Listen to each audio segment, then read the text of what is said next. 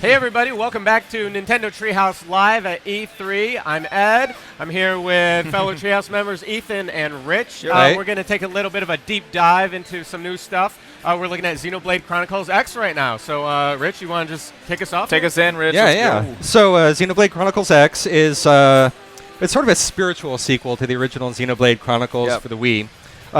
Doesn't really touch on the storyline, but it does pick up on a lot of the philosophical ideas that you saw in that first game. We're going to start off with a little bit of character creation. I'm going to go through this character creation really quickly. There's a lot of customization that you have at your disposal. Sure, of course. We could get lost in this one for a while. I'm going to go for some silver hair. And I love that we're doing this. I mean, it's not often that you get to see an RPG that's not out yet that we're just showing from the beginning. So I'm happy that we're able to do this. Previously, we've just been able to show little snippets of this game. Right. I want to get into the gameplay really badly. I want to see. And as far as character creation options, it's cool that you can spend a lot of time like getting hair color perfect and getting your eyes to look either to match your own eyes or go for these nice cyber organic eyes. Well, because if you're gonna commit yourself to this journey, you want to make sure that you have exactly the you look exactly. You've got the right heart tattoo on your face. So what we're going through right now is your stasis pod being opened up by the first person that you meet, another survivor from that great invasion. Right. And so this also begins kind of a little sub-narrative that not everyone who made the journey with that sort of departure ship landed safely with the city, and there's a smaller group of people that are kind of scattered out there that need to be recovered and brought back. And you're going to find your way through to the very first survivors to escape the crash, and you're going to spend some time looking for other survivors as well. We'll talk about that a little bit more as we get deeper into the game. Here are your first moments as you're waking up out of the stasis pod. I'm going to start skipping some of these cutscenes after you get kind of the flavor for it, because I do want us to see some of the gameplay pretty quickly here. But I want to set the scene properly before we jump into it. So this is Elma, and she's one of the sort of scouts, one of the warriors from the city out looking for survivors, and she's found you at this point. And there we are, barely conscious, pulled out of the stasis pod. Now at this point I'm going to jump into it. Elma is going to explain a little bit of what we've explained to you as well, about what your current situation is on this alien planet. I'm going to take this opportunity to skip ahead just a little bit. We're going to jump through this too, and I just want to get into some of the battle now. And some of the exploration. People who have played Xenoblade Chronicles are going to feel that this is very familiar. There are a lot of elements that they'll recognize. And, I mean, a lot of people know this is a long-standing series. There have been a lot of titles in the series. And for people who have been fans of the series, I'm sure they've recognized it in some of the footage that has already come out about this game. But they're going to see things they recognize from even further back than the Wii game, dating back to the series origins and stuff that'll look really familiar. And I think that's a really nice nod to people who have stuck with this series for a long time. Right. So here it is, nighttime, a little mist in the air. I've got an arrow that you can see right here telling me where I ought to go. We're going to find our way into the first battle pretty quickly. As I'm exploring here, I'm going to stumble across other artifacts that have crashed from the Ark ship. Right. Yeah. Did you play Xenoblade on the Wii at all, or did you? I didn't. I think I was looking over your shoulder a lot when you were playing it. Yep. I spent a lot of time with that game. You've been a big Xenoblade guy. Oh yeah, You've been through. Yeah, I did not finish the one on the Wii, but I still need to get back to it. But it was great. It was awesome. So we're going to crack into this pod here and see what we discover out of this. Talking about targeting, and all of a sudden we're in a battle. This is just kind of the first intro battle. Now, I'm going to try to run away from this guy for a little bit just to talk about what's going on here. Yeah. On the bottom of the screen, you can see run. You can see the arts palette. Yep. That arts palette down there represents my current skill set. I haven't even started attacking this guy yet, so I'm going to pull out my gun and jump into some auto attacks. Now, these auto attacks, they're my basic attack. You can see there's a next to my character profile up there. Whoa! I should do not take my hand off the gamepad. Note to self. I'm going to cast a quick shield over here and then get in tight on this guy. Yep. Switch over to my knife. Now, when I'm using my arts, I'm using up these technical points, these TP that power all of my arts. Right. I can build those TP up faster by going into a melee attack, which brings me in close to the enemy. Or I can switch to a ranged attack that allows me to get farther away from what he's doing and kind of build up points more slowly, but be at a little less risk as I'm fighting. Now I keep doing this thing where I'm taking my hand off the gamepad. That didn't work out so well for me a moment ago. Like, battles in Xenoblade on the Wii were real time as well, and anybody who had played the game already probably recognized some familiar elements to the UI they saw there. That arts palette along the bottom, but yeah, everything happens in real time, and including those B button events, to get yourself little bonuses. There's no turn-based, waiting for turns, like you see in a lot of more traditional Japanese RPGs. Now, I want to talk about that quick B button thing that we did. That was in the Japanese, they're calling it a soul voice. That soul voice is something that your partner shouts out to you in combat, and if I get that timing right, I get a benefit. In this case, I would have got hit points back. There's no way to heal other players using your arts. You can shield yourself, you can heal yourself, but there's nothing that you can do about your partners except with that soul voice. So I need to be paying pretty good attention to what's going on, and I need to be taking advantage of those opportunities. Yep. I'm going to grab a few little items as I'm running along here. If you played Xenoblade Chronicles, you would recognize some of these as quest-based items that you get as you talk to some of the townspeople in your hub towns. They'll ask you to search for things, and you'll find those things for them. It's stuff that you grab out in the field.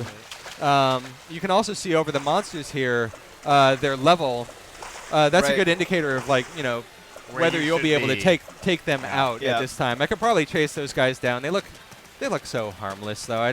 We should get to that. That thing. From you. I want to get to the big open areas here. I want to show everyone how expansive this world can be. So I'm just going to chase these guys down. Over these guys here, you can see a couple of symbols there. There's a couple symbols telling you it's in red, so you can tell that they're hostile. I can target that guy. It tells you a little bit about how they're going to detect you by sight and sound. And it also tells you that ring. It tells you that if one of their kind is attacked within range of another of their kind, he's going to jump in and join in the attack. So I'd be taking on 2 critters at once rather than 1. Let's see if he notices me as I'm running by. I think I got past him. I'm not in a hurry to deal with those guys right now when I've got so much more to show you. Saying that it's easy to get distracted in this game is kind of an understatement, as you'll see here in a moment. Yeah, the very first thing I did when I walked down into these big open vistas is, I knew which way I was supposed to go and how I was supposed to get there, and I immediately turned the wrong way and just charged off to see what I could see. Well, yeah, you're always noticing something like, ooh, what's that over there? Let's go check it out. So you're going to see the sky clear up, hopefully. I think you're going to see that. I think that's going to happen here. I think she's mentioning that very thing right now. There it is. And then we're going to see our first human settlement, first human explorers who have escaped from the crash as well. Let's take a quick look out over this view. Now, the other thing you're going to see... one of my favorite spots. Yeah, you're going to see some just amazing things as the clouds dissipate and the fog clears up here. One thing that you're going to notice, hopefully, as we're playing right here, is that the weather shifts as does the time of day. So we're seeing daybreak now. We're going to come out into full daylight. But as you're playing, you go through your day and night cycle, and enemy behaviors will change in day and night. You have predators who are hunting at night. You might see pack animals that are sleeping during that time as well. I think even you'll get some different enemies that come out at nighttime. Whoa! Yeah. Someone's waking up. Just amazing creatures in here, and again, it's the creature design and the variety of them that you see out in the field and how far out you can see them. It just blows my mind. This is a lot to take in. It is, when you're living in an escape pod. You know, you've been in a pod for who knows how long. And it's kind of a lot to cover. We also have different weather patterns in the game now. So, as the weather patterns shift, creature behavior might shift as well. Yeah, they can become more aggressive or less aggressive. Yeah. So Now Elma's going to point us out to the first military installation right over here. Now, one interesting thing about this ARC ship is that the first people to come out of stasis and start getting into action, it's the military people. Right. But they know that the military people know that they're very good at a specific set of things, but they also need a broader range of talents to get civilization back up and running. So one of your tasks is going to be finding your farmers, your other craftspeople, your various skill sets to help bolster your first town's ability to survive and to sustain itself. Yeah. So beautiful. Look at that. It's good stuff. Another thing, before I forget to mention it, in Xenoblade, if I remember correctly, each character had a set type of auto attack, whereas in this game, every character can switch between melee and ranged on the fly. Yes. Which, you know, they incorporate a lot of sort of strategic elements, like you were mentioning with the soul voice. The characters you're battling with will call out for you to do a particular type of attack, and you get bonuses for following their orders. So she's just explaining this is the ship, this is their home base. We've been looking at some scenic vistas for a little bit, but I want to get deeper into some combat. It's time to so get busy. Let's just jump into that. So she's saying here you could jump down off that cliff if you wanted to, but she doesn't recommend it, not because you're going to get hurt. Fall damage doesn't appear to be a huge problem. This cliff? You could do that. Right she just said that there's some tough enemies down there, but it's up to you. So this is really wherever you want to go. No, that's the thing. But we've got some people I want to take a look at over here first. These here's that first military installation over here. I'm gonna run past these guys, say hello, find some new landmarks. Right. Not too far from the ship, so you'll still be seeing some outposts where people have set up stuff. That's how it works. But I'm gonna start out by taking out a couple of these guys here. Yeah. You can see the one in the back, he is angry. He is aggressive. Right. Right. Right now he's facing away from you.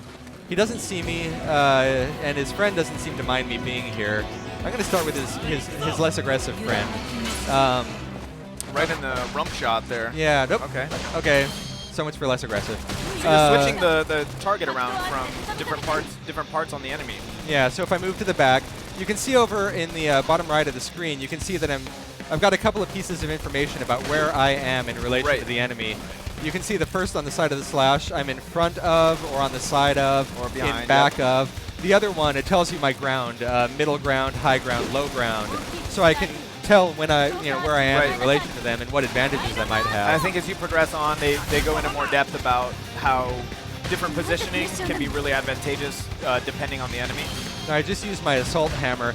I want to point out something about all of these arts. There's a recharge time to all of them. Yeah. So I just used it, and I'm slowly building up the charge again. You're going to see the charge meter slowly fill up.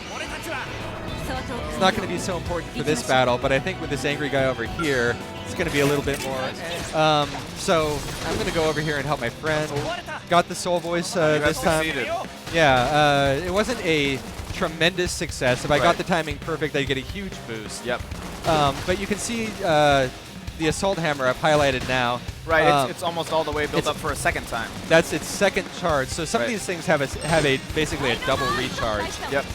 When things have a double recharge, they have a bonus effect that comes into play. It was hard to see there, but a little tooltip appeared showing that once you let it build up a second time, it gets like a damage boost, and that varies from art to art. So I think with your shield, if you let the shield build up twice, you can use it twice in a row. So that's adds more depth.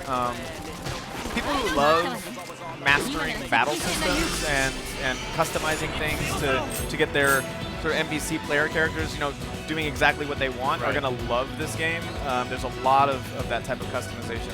That guy's a little big. Yep. Yeah. Now I've got a couple of items. I'm gonna see if I picked up some stuff I can use. I want to show off some of the character information here. Careful of these menus though, because they go lost. Deep. Yeah. I get lost in these menus. So I'm going to choose Ethan. I've got a couple of different aspects to my character. There's my inner stats, and then there's my class stats. So my inner stats are things that are intrinsic to my character, but also the items that I'm carrying. my class stats are dependent, obviously, on what class I've selected. Right. Step back out of here and go to my items, though, real quick. Let's see. Yeah, so go to my inner. Go to my character. And it says I've got a couple of new items here. So I'm going to switch from my my current gun to this new gun that has a thing in Japanese of 6, Ethan. That's just the attack power. It's an attack power of 6. Okay. Thank you. And then I'm going to switch to that one. You'll see it visibly represented on my character, too. Got you can see already there's sort of stats galore. You know, you can fine-tune things all you want if you're into that. I'm going to go for a new weapon or a new body armor here as well, which you can see represented on my character, too. I don't think Elma's got much new, but I'm going to see what she starts with pretty good stuff. Did you just give her your old shirt? I think I did. Fair enough. She doesn't want that. You know, it's a little worse than what she had. It's a little worse than what she had. I'll go back to that and step back out. Let's see. What else can we show off right here? We've got the arts palette. There, you could look at the class menu. Now, all of the arts can be leveled up individually. So you use your the battle points for leveling up each of these arts. I want to level up my assault hammer. I want to see if I have the arts for this. Right. Basically, the more you use them, the more you're going to be able to upgrade them. There you go. And then from this screen, I can also customize. If I feel like it, I can customize my arts palette and swap in different arts. I don't have a lot of arts available to me right now, so I'm not really going to mess with that. And progressing in different classes is what's going to earn you more arts and then allow you to sort of mix and match. Once you've earned the art for that class, you can then sort of hybridize and mix those into your palette there. I feel like making a huge mistake here, Ethan. Really? Yeah. What level are you at? Let's check it out. Not enough. Level not enough. Okay, well, let's go for it. All right. Now, one of the nice things that happens, I might as well set this up now. One of the nice things that happens if one of your characters falls in battle is you can spend your TP. I'm going to shield myself up here. Yeah, you go with the melee. Yep. You got it.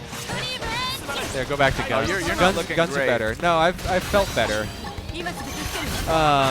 So this might be a good opportunity to show off what happens when one of your characters. Oh, I missed that.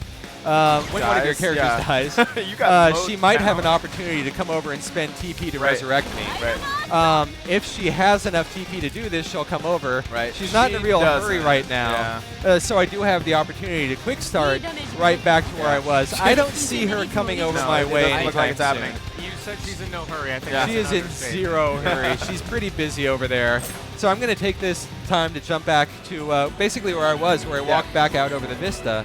What happens when you encourage him to do bad things? This is you're the little guy on my shoulder telling me the wrong thing to do. Yeah. No, I made that decision all on my own. So I'm going to jump back to not where I was and going to take a different path this time, get us down to the lake. Right. Now, let's see. As Ethan mentioned, jumping doesn't do any damage to you, so you've got a good fall ahead of you here. You get to see what happens when I just take right off of the edge. I just got to tell you, I've lived a full life. Can you put the camera up a little bit? Yeah. The view from on top of those waterfalls is exquisite. Breathtaking. Yeah. We don't have time to get there now, but I'm just saying. We'll work to it. Now I'm just going to run through an entirely different part of the map here. I'm going to head down to the beach. Maybe see if I can jump over these rocks. Oh yeah, here. you can. Nice. The jump in this game is pretty generous. Now let's see. He is. Where was I before when I didn't do so awesome? I did. You were back along the path. Okay. That's. This guy's level 45. So. That was level 4. That was level 4. I'm saying maybe not. I didn't do so hot on level. I'm saying you should have brought guys. flowers. Yeah. And just for the sense of scale, there's his toenail. Right. And there's me. So I'm just you could attack that guy. I could. But the toenail itself is like level 13. Right. Yeah. So I'm gonna go find someone a little more innocuous over here. We should, hey, buddy. Make our way over toward the ship. What are you doing? Little level 2 guy, not doing anyone any harm. So I'm gonna take this opportunity to do a little bit of leveling.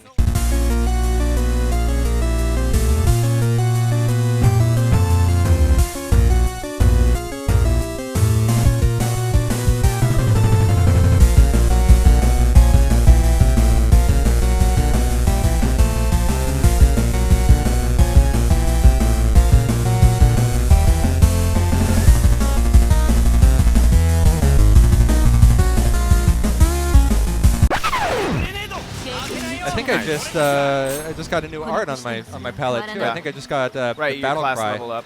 Now that battle cry is going to draw the enemy's attention to That's me, right. which if you've been watching my playstyle, that's the last thing I want. But if I draw the enemy's attention to me, then it gives my partner an opportunity to get in with some other attacks. And if you remember aggro from Xenoblade Chronicles, this is a good opportunity. You know, it ties into to the way that aggro operated in Xenoblade Chronicles.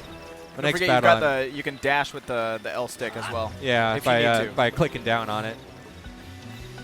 So we're coming in on the city itself. Right. You can get again a sense of the scale. Yeah. We aren't even It near is it yet. small. Yeah. I'm a little nervous here, Ethan. Oh, you'll be fine. You're gonna be. Hey, we're you're gonna be okay. We're about We're here for 50-50. you. Yeah. We're about 50-50 on this boss battle. Oh, you're going for it. I'm going for it. Okay, here we go. We've been 50-50 on this, so All right. let's see which way the coin falls on this. Ladies and gentlemen, So what she's you're saying about it to looks a see- lot bigger up close. Da-da-da-da. Lots of people have moved in, made it home. Now there's some good tension on this scene, so I'm not going to jump out of this.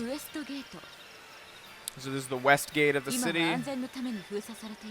Right now it's closed up for safety. And so in order to get in, you're going to have to take an elevator rather than just go through the main gate. Uh-oh. Although Now it's before I time. get to that elevator, Oh, hey, I'm going to have complication. this guy and a couple of his friends to contend with. She's surprised to see aggressive enemies like this so close to the city. Because we're going. Because there is, Is it in Neo fact, LA? yeah, What was it called? Yeah. Neo LA. We're on our way to I Neo like LA. I'm a little surprised to see these guys so close to the city too, because again, there's a military installation not Right. more than a couple hundred feet from me right now. But I All think they right. want to make sure I'm You're worthy. Okay. Of entry. Oh, So okay. I'm going to remind Run you away, up front. Run away. You see down at the bottom it says hit the plus button to do battle menu. Uh-huh. So if you bring up the battle Bring up menu the on the battle right menu. there, there's going to have a lot of options that you can give orders to your NPCs. And I believe the second one from the top is basically focus fire. So your NPCs will make sure to attack the enemy that you're attacking. Okay, we took down one of them. Yeah. We're feeling pretty good I think so you're going to far. be all right. I don't know. I don't man. want to jinx it though. Sorry. Yeah, seriously, what are you doing? Did you have her focus fire? I'm gonna need you to point me to So yeah. that. So bring up the there. battle menu. All right, Second here we from are. the top. This is bad. I can't. Yep. Okay, second from the You top. got it. You You're got it. asking me There to it do is. a lot That's it. here. Yeah. All right, focus fire. Okay. We got it. So that'll just ensure that she's going to attack your target. Okay, so we're gonna take this Oh, guy yeah. out. I Get think a little things are hit going point well. boost right there. Took him out. Oh, that was faster. They get a lot faster once you've completed a few of them. And you can see what that's doing each time you complete one of those, raising that soul stage. I'm having some trouble with those later ones. And the soul stage is gonna the higher it is, it's gonna give you more bonuses during the battle. And the reason they get more difficult to complete is Better go to that range. that soul There we stage go. meter is gonna go down over time. So you can't just keep raising it up. All right, so we Wow, took that's that already out. over. Nicely Rich, done. I We think made that's the pretty good quickest- work of that. Yeah. That's the quickest I've seen you do that. Yeah. That is. Nice work. This is not your friend. Take a look out over Neo Los Angeles from the outside. More items. And we're going to see if we can get up that elevator to give you a deeper view of what Neo Los Angeles looks like. Yeah, let's go check it out. It's sort of an extensive cutscene that's going to give you a flavor for what you're looking at inside this first hub, your hub town, basically. So that's the west gate up ahead of us. But as Elmo was telling us, the gate is sealed right now, and you see our military installation right here, keeping guard just over the gate and not over us as we approach the gate. Right. I really could have used their help a minute ago, but that's... I think she's kind of given some word up ahead that you're coming in, bringing in some survivors. Sense of scale again. Just take a quick look around. It really is pretty impressive when you get up close. Yeah, and I'm going to go up here. And you can jump around on all that stuff. Like, if you're somebody who loves to explore and kind of see if it's possible to go places, a lot of times games won't let you do that. You'll run up against an invisible wall that prevents you from going places, but that's really, as far as I've been able to tell, that's really not the case in this.